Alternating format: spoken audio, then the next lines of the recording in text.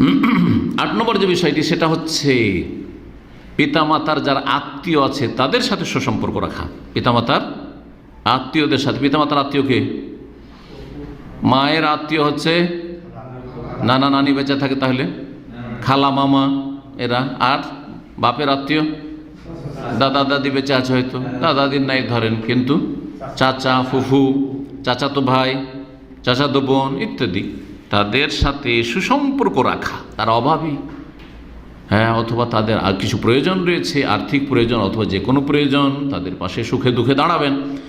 রাসূলুল্লাহ সাল্লাল্লাহু আলাইহি ওয়াসাল্লামের এই মর্মে বেশ কিছু হাদিস রয়েছে। একটি মান আহাব্বা ইয়াসিল আবাহু ফি কবরি, কেউ যদি পছন্দ করে যে কবরেও বাপ মায়ের সাথে সুসম্পর্ক রাখবে, আল্লাহু আকবার, কবরে চলে গেছে বাপ মা, বাপ মায়ের সাথে সুসম্পর্ক রাখতে চাই, ফালিয়াসিল ইখওয়ানা আবিহি, তাহলে বাপের ভাইদের সাথে যেন সুসম্পর্ক রাখে, চাচাদের সাথে।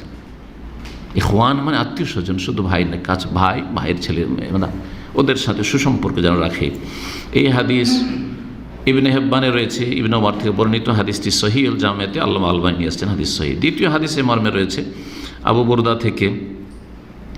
আবু বুরদা বলছেন, কাদিমতুল মদিনা, আমি মদিনা আসলাম, আমার কাছে আব্দুল্লাহ বিন ওমর আসলেন, এসে বলছেন, আতাদরি লিমা আতাইতুকা, তুমি জানো কেন তোমার কাছে এসেছি? কাল কুলতুল্লাহ, আমি তো জানি না যে আপনি কি জন্য আমার কাছে আসলেন। কাল সামিউতু রাসূলুল্লাহ, আমি রাসূল বলতে শুনেছি, ইয়াকুল মান আহাব্বা ইয়াসিল আবাহু ফি কবরিহি, কেউ যদি নিজের বাবার সাথে সুসম্পর্ক রাখতে চায় বাবার কবরস্থ হওয়ার পরে, ফালিয়াসিল ইখওয়ানা আবিহি বাদাহু, তাহলে বাপের ইন্তেকালের পরে, এরকম মায়ের বাপ মায়ের ইন্তেকালের পরে তাদের যে ভাই বেরাদর রয়েছে তাদের সাথে যেন সুসম্পর্ক রাখে। ওয়াইন্নাহু কানা বাইনা আবি ওমর ওয়া বাইনা আবিকা ইখাউন উদ্দুন, আর তোমার কাছে আমি আবু বুরদা ছোট, আর তার চেয়ে অনেক সিনিয়র কে, আব্দুল্লাহ বিন ওমর, তো তোমার কাছে আমি কেন আসলাম? এই জন্য যে আমার আব্বা উমর রাদিয়াল্লাহু তাআলার সাথে আর তোমার আব্বার সাথে কি ছিল? ভ্রাতৃত্ব ছিল, দোস্তি ছিল, আর ভালোবাসা ছিল।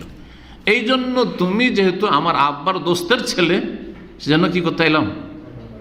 হ্যাঁ জি, বা আত্মীয়, এখন অনেক সময় বংশীয় এখন ভাই হয়, আবার ভ্রাতৃত্ব পাতানো, যেমন দোস্তি। আহবাবতু আন আসিলা যাকা, আর আমি পছন্দ করলাম যে আমি যাতে করে তোমার সাথে এই সুসম্পর্ক রাখি, দেখা সাক্ষাৎ করি। সহিহ তারগিব তারহিবে হাদিসটিকে আল্লামা আলবানী সহিহ বলেছেন।